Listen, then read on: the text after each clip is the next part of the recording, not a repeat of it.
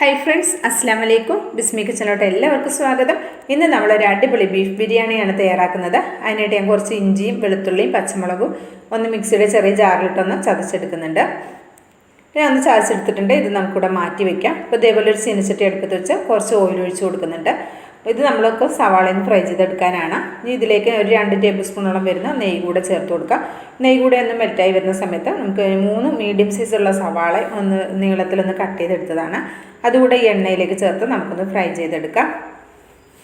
ഇഞ്ചിയും വെളുത്തുള്ളിയും പച്ചമുളകൊക്കെ എടുക്കുമ്പോൾ നമ്മൾ എടുക്കുന്ന ബീഫിൻ്റെ അളവിനനുസരിച്ച് വേണം എടുക്കാൻ കേട്ടോ. അപ്പോൾ ഞാൻ 1.5 കിലോ ബീഫാണ് എടുത്തിട്ടുള്ളത്.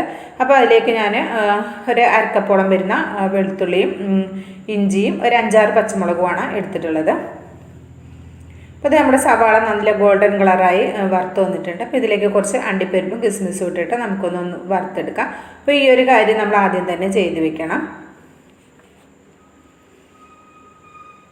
അപ്പോൾ ഞാൻ കിസ്മിസ് ഇവിടെ ആയി വന്നിട്ടുണ്ട്. ഞാൻ ഇവിടെ കോരി മാറ്റിയിട്ടുണ്ട്. അപ്പോൾ ഞാൻ 1.5 കിലോ ബീഫ് നന്നായിട്ട് കഴുകി വൃത്തിയാക്കി എടുത്തിട്ടുണ്ട്.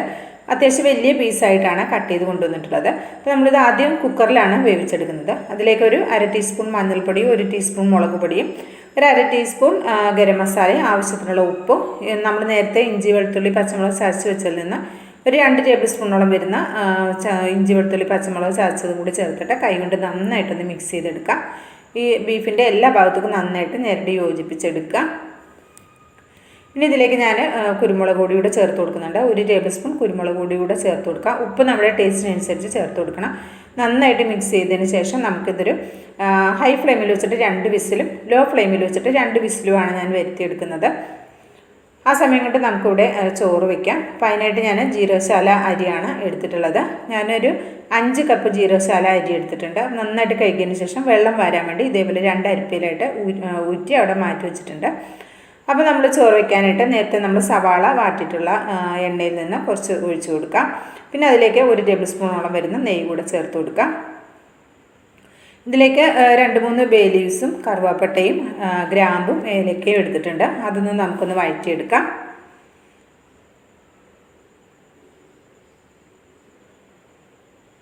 ഇനി ഇതിലേക്ക് നമ്മൾ കഴുകി ഊറ്റി വെച്ചിട്ടുള്ള അരി ചേർത്ത് കൊടുക്കാം.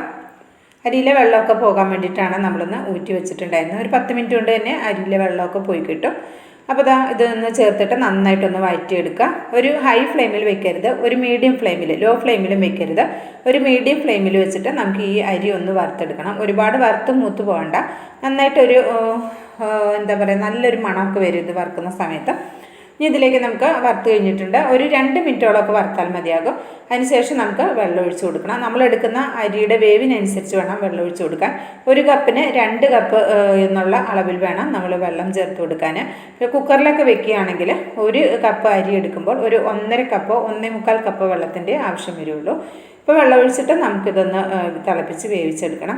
അപ്പോൾ നന്നായിട്ടൊന്ന് തിളക്കണം. തിളച്ചതിന് ശേഷം നമുക്കിതിലേക്ക് 1 മുറി നാരങ്ങ നീര് ഒഴിച്ചു കൊടുക്കാം. അപ്പോൾ ഈ നാരങ്ങ നീര് ഒഴിച്ചു കൊടുക്കുന്നത് നമ്മുടെ ചോറുകൾ തമ്മിൽ ഒട്ടിപ്പിടിക്കാതിരിക്കാനാണ്.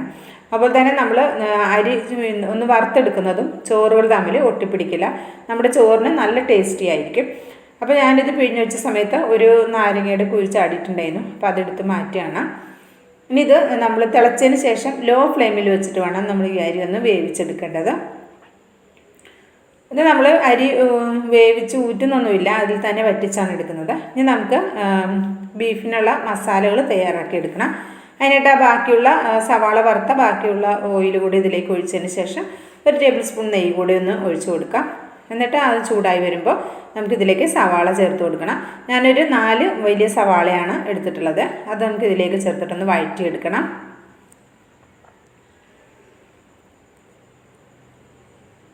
ഇനി ഇതിലേക്ക് ആവശ്യമായ ഉപ്പ് ചേർത്ത് കൊടുക്കാം. സവാള അത്യാവശ്യം നന്നായിട്ടൊന്ന് വാടി വരണം.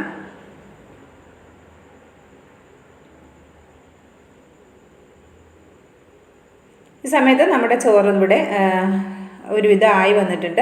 ഇപ്പോൾ അതായത് ഞാനൊരു 2-3 പ്രാവശ്യം ഒന്ന് ഇളക്കിയിട്ട് കൊടുത്തിട്ടുണ്ടായിരുന്നു.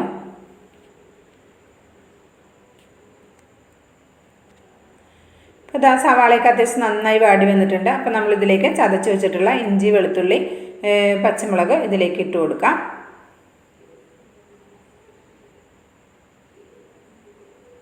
എന്നിട്ട് അതിൻ്റെ കൂടി പച്ചച്ചൊവ പോകുവോളം ഒന്ന് വഴറ്റിയെടുക്കണം. ഇതിലേക്ക് പൊടികൾ ചേർത്ത് കൊടുക്കാം. ഞാനൊരു 1/4 ടീസ്പൂൺ മഞ്ഞൾപ്പൊടി ചേർക്കുന്നുണ്ട്. മഞ്ഞൾപ്പൊടി നമ്മൾ ബീഫിലേക്കും ചേർത്തതാണ്. പിന്നെ ഇതിലേക്ക് ചേർത്ത് കൊടുക്കുന്നത് തക്കാളിയാണ്. തക്കാളി ഞാൻ 2 തക്കാളി എടുത്തിട്ടുണ്ട്. ഒരു മീഡിയം സൈസുള്ള 2 തക്കാളിയാണ് എടുത്തിട്ടുള്ളത്. ഞാൻ തക്കാളി വാടി വരുന്നത് വരെ ഒന്ന് അടച്ചു വെച്ചിട്ടുണ്ടായിരുന്നു. ഇപ്പോൾ ഇത് തക്കാളിയൊക്കെ അത്യാവശ്യം നന്നായിട്ട് കുക്കായി വന്നിട്ടുണ്ട്. ഇനി ഇതിലേക്ക് നമുക്ക് പൊടികൾ ചേർത്ത് കൊടുക്കണം. ഇതിലേക്ക് ഞാൻ 1 ടേബിൾ സ്പൂൺ മല്ലിപ്പൊടിയും അതുപോലെ തന്നെ എരിവിന് ആവശ്യമായ കുരുമുളക് ചേർത്ത് കൊടുക്കാം. ഞാനൊരു 1 ടേബിൾ സ്പൂണോളം വരുന്ന കുരുമുളകും 1 ടീസ്പൂൺ മുളക് പൊടിയും അതുപോലെ തന്നെ 1 ടീസ്പൂൺ ഗരം മസാലയും കൂടി ചേർത്ത് കൊടുത്തിട്ടുണ്ട്. ചേർത്തിട്ട് നമുക്ക് നന്നായിട്ടൊന്ന് മിക്സ് ചെയ്തെടുക്കാം. അപ്പം നിങ്ങൾക്ക് ഇതിലേക്ക് വലിയ ജീരകത്തിൻ്റെ പൊടി വേണമെങ്കിൽ ചേർത്ത് കൊടുക്കാം കേട്ടോ. അപ്പം ഞാൻ ചേർത്ത് കൊടുത്തിട്ടില്ല. ഞാൻ ഉണ്ടാക്കിയ ഗരം മസാലയിൽ വലിയ ജീരകത്തിൻ്റെ പൊടിയൊക്കെ ചേർത്തതാണ്, അതുകൊണ്ട് ചേർത്തിട്ടില്ല.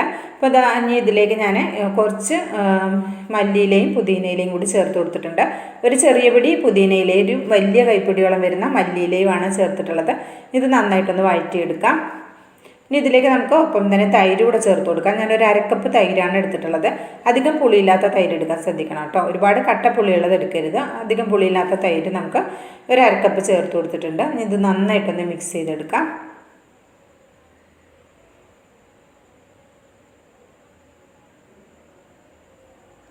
ഇനി നമുക്കിതൊന്ന് അടച്ചു കൊടുക്കാം. ഒരു 2 മിനിറ്റോളം ഒന്ന് അടച്ചു കൊടുക്കുമ്പോൾ അത്യാവശ്യം നന്നായിട്ട് ഇതൊന്ന് നമ്മൾ ചേർത്ത മല്ലിയിലയും പുതിനയിലൊക്കെ ഒന്ന് കുക്കായി നല്ല അടിപൊളി മണം വരുന്നുണ്ട്. ഇതിലേക്ക് ഒരു അരമുറി നാരങ്ങ കൂടി ചേർത്ത് കൊടുക്കാം. അപ്പോൾ ഇത് നാരങ്ങ പിഴിയുന്ന സമയത്ത് ഒരു 2 കുരു അതിലേക്ക് ചാടിയിട്ടുണ്ട്. അപ്പോൾ നമുക്കതെടുത്ത് കളയാം.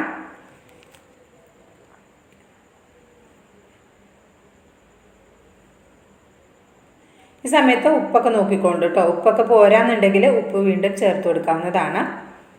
അപ്പോൾ നമ്മളിവിടെ വേവിച്ച് വെച്ചിട്ടുണ്ടായിരുന്ന ബീഫ് ഇവിടെ റെഡി ആയിട്ടുണ്ട്. അപ്പോൾ ബീഫ് നമുക്കിതിലേക്ക് ചേർത്ത് കൊടുക്കാം. അപ്പോൾ വെള്ളം ഉണ്ടെങ്കിൽ വെള്ളം ഒന്ന് വറ്റിച്ചിട്ട് വേണം ചേർത്ത് കൊടുക്കാൻ. അപ്പോൾ നമ്മൾ ബീഫ് വെക്കുന്ന സമയത്ത് വെള്ളം ചേർക്കേണ്ട ആവശ്യമില്ല. കുക്കറിൽ വെക്കുമ്പോൾ തന്നെ വെള്ളം ഉണ്ടാകും. വെള്ളം ഉണ്ടാകുകയാണെങ്കിൽ അപ്പോൾ അതൊന്ന് വറ്റിച്ച് കൊടുത്തോളൂ കേട്ടോ. അപ്പോൾ ഇനി ബീഫൊക്കെ അത്യാവശ്യം നല്ലതായിട്ട് വെന്ത് വന്നിട്ടുണ്ട്. ഞാൻ ഇതിലേക്ക് ചേർത്ത് കൊടുത്തിട്ടുണ്ട്. ചേർത്തിട്ട് ആവശ്യത്തിനുള്ള കുറച്ച് ഉപ്പ് കൂടെ ഞാൻ ചേർത്ത് കൊടുക്കുന്നുണ്ട്. ചേർത്തതിന് ശേഷം നന്നായിട്ടൊന്ന് മിക്സ് ചെയ്യുക. അതിനുശേഷം ഇത് അടച്ച് വെച്ചിട്ട് ഒരു 10-12 മിനിറ്റോളം ലോ ഫ്ലെയിമിൽ ഇതൊന്ന് കുക്ക് ചെയ്തെടുക്കണം. ഈ മസാലയെല്ലാം ബീഫിലേക്ക് പിടിക്കുന്ന രീതിയിൽ വേണം നമ്മളിതൊന്ന് കുക്ക് ചെയ്തെടുക്കാനായിട്ട്. അപ്പോൾ ഞാനൊന്ന് തട്ടിപ്പൊത്തിയൊക്കെ വെച്ച് കൊടുത്തിട്ടുണ്ട്. അപ്പോൾ ഇതൊന്ന് അടച്ച് വയ്ക്കാം. ഞാനൊരു 13 മിനിറ്റോളം ഇത് വെച്ച് കൊടുത്തിട്ടുണ്ടായിരുന്നു. ഇപ്പോൾ നോക്കാം, നന്നായിട്ട് എണ്ണയൊക്കെ തെളിഞ്ഞ് നല്ല അടിപൊളി മണമാണ് വരുന്നത്. നല്ല സൂപ്പർ ടേസ്റ്റാണ് കേട്ടോ ഈ മസാല. അപ്പോൾ ഇത് നന്നായിട്ട് ഇതൊന്ന് മിക്സ് ചെയ്ത് കൊടുക്കാം. അപ്പം ഞാൻ ഇതിൻ്റെ മുകളിലേക്ക് നമ്മൾ ചോറാണ് ഇട്ട് കൊടുക്കുന്നത്. ഇത്രയും മതി. ഞാൻ ലോ ഫ്ലെയിമിൽ തന്നെയാണ് ഇപ്പോഴും വെച്ചിട്ടുള്ളത്. ഇനി ഇതിലേക്ക് നമ്മുടെ ചോറ് ഇവിടെ ആയിട്ടുണ്ടായിരുന്നു കേട്ടോ. അപ്പോൾ അത് ഇതിൻ്റെ മുകളിലേക്ക് ഇട്ട് കൊടുക്കാം. വളരെ സിമ്പിളായിട്ട് പെട്ടെന്ന് ചെയ്തെടുക്കാവുന്ന നല്ല ടേസ്റ്റി ആയിട്ടുള്ള ഒരു അടിപൊളി ബീഫ് ബിരിയാണിയാണ്. അപ്പോൾ എല്ലാവരും ഒന്ന് ട്രൈ ചെയ്ത് നോക്കണം കേട്ടോ. നമ്മൾ പകുതി ചോറിട്ട് കൊടുക്കുക. അതിനുശേഷം 1 ടീസ്പൂൺ നെയ്യ് എല്ലാവരുടെയും ഒന്ന് ആക്കി കൊടുക്കുക. ഞാൻ ഒരല്പം മഞ്ഞളും കൂടി ഇട്ട് കൊടുക്കുന്നുണ്ട്. ഒരല്പം വെള്ളത്തിൽ കലക്കിയത് ഓരോ തുള്ളി അവിടെ ഇവിടെ ഇട്ട് കൊടുക്കുകയാണ്. ഒരു മഞ്ഞ കളർ ഇടയിൽ കിട്ടാൻ വേണ്ടിയിട്ട്. പിന്നെ നമ്മളിവിടെ വറുത്ത് വെച്ചിട്ടുള്ള സവാളയും അണ്ടിപ്പരിപ്പും മുന്തിരിയൊക്കെ ഒന്ന് ഇടയിലൊന്ന് വിതറി കൊടുക്കുക. പിന്നെ ഒപ്പം തന്നെ കുറച്ച് മല്ലിയില കൂടി ഒന്ന് വിതറി കൊടുക്കുക. മല്ലിയിലയൊക്കെ അങ്ങനെ ചേർക്കുന്ന സമയത്ത് നമ്മുടെ ബിരിയാണി നല്ല അടിപൊളി ടേസ്റ്റി ആയിരിക്കും. ചോറ് നല്ല രസമായിരിക്കും കേട്ടോ. കുറച്ച് മല്ലിയില കൂടി ഇട്ട് കൊടുത്തിട്ടുണ്ട്. അതിൻ്റെ മുകളിലേക്ക് നമുക്ക് ബാക്കിയുള്ള ചോറ് കൂടി ഇട്ട് കൊടുക്കാം. എന്നിട്ട് ഇതേപോലെ തന്നെ വീണ്ടും എന്താ പറയുക, നെയ്യ് ഒഴിക്കുക. അതുപോലെ തന്നെ അണ്ടിപ്പരിപ്പും മുന്തിരിയും സവാള വറുത്തതും മല്ലിയിലേക്ക് ഇട്ട് കൊടുക്കുക. പിന്നെ നിങ്ങൾക്ക് താല്പര്യം ഉണ്ടെങ്കിൽ അല്പം ഗരം മസാല അതിൻ്റെ ഒരു പ്രാവശ്യം ചോറിടുമ്പോൾ അല്പം ഒന്നിങ്ങനെ വിതറി കൊടുക്കുന്നതും നല്ലതായിരിക്കും. അങ്ങനെ നമ്മുടെ അടിപൊളിയായിട്ടുള്ള ബീഫ് ബിരിയാണിയാണ് ഇവിടെ നമ്മളിത് ഇങ്ങനെ ദം ചെയ്തെടുക്കുന്നത്. പിന്നെ ഇത് നമ്മൾ ലോ ഫ്ലെയിമിൽ ഒരു 15-20 മിനിറ്റോളം ഇങ്ങനെ വെക്കണം കേട്ടോ. എന്നാലേ നമ്മൾ അടിഭാഗം കരിഞ്ഞു പോകുകയാണെന്ന് നമുക്ക് തോന്നുന്നുണ്ടെങ്കിൽ അപ്പോൾ അടിയിലൊരു പാത്രം വെച്ചിട്ട് അതിൻ്റെ മുകളിലേക്ക് നമ്മൾ ബിരിയാണി വെക്കുന്ന ആ പാത്രം എടുത്തു വെച്ചാൽ മതിയാകും. അപ്പോൾ അടിഭാഗമൊന്നും കരിഞ്ഞു പോകില്ല. ഇപ്പോൾ ഞാനൊരു 15 മിനിറ്റോളം ഇതൊന്ന് ലോ ഫ്ലെയിമിൽ വെച്ച് കൊടുക്കുന്നുണ്ട്. അപ്പോൾ ഒരു 15 മിനിറ്റൊക്കെ കഴിഞ്ഞതിന് ശേഷം ഞാൻ അതൊന്ന് തുറന്ന് നോക്കുന്നുണ്ട്. അപ്പോൾ നോക്കാം, നമ്മുടെ അടിപൊളി ബിരിയാണി ഇവിടെ റെഡിയായി വന്നിട്ടുണ്ട്. കണ്ടോ, നല്ല അടിപൊളി മണ്ണാണ് വരുന്നത്. കഷ്ണങ്ങളൊക്കെ നല്ല വെന്ത് റെഡിയായി വന്നിട്ടുണ്ട്. അപ്പോൾ എല്ലാവരും ഒന്ന് ട്രൈ ചെയ്ത് നോക്കണം. ട്രൈ ചെയ്ത് നോക്കിയിട്ട് അഭിപ്രായം അറിയിക്കാൻ മറക്കരുത് കേട്ടോ. ലൈക്ക് ചെയ്യാനും മറക്കരുത്. ബിസ്മി കിച്ചൺ എന്ന യൂട്യൂബ് ചാനൽ സബ്സ്ക്രൈബ് ചെയ്ത് കാണുന്ന എൻ്റെ എല്ലാ കൂട്ടുകാരും ഒന്ന് സബ്സ്ക്രൈബ് ചെയ്ത് വെച്ചിട്ട് ആ ബെല്ലൈക്കൺ ഒന്ന് എനേബിൾ ചെയ്ത് വെക്കണം കേട്ടോ. എന്നെങ്കിൽ മാത്രമേ നമ്മളിടുന്ന വീഡിയോസിൻ്റെ നോട്ടിഫിക്കേഷൻ നിങ്ങളിലേക്ക് എത്തുള്ളൂ. അപ്പോൾ ഇൻഷാ അല്ലാഹ് അടുത്ത നല്ലൊരു അടിപൊളി വീഡിയോ വരുന്നവരെ എല്ലാവർക്കും നന്ദി, നമസ്കാരം.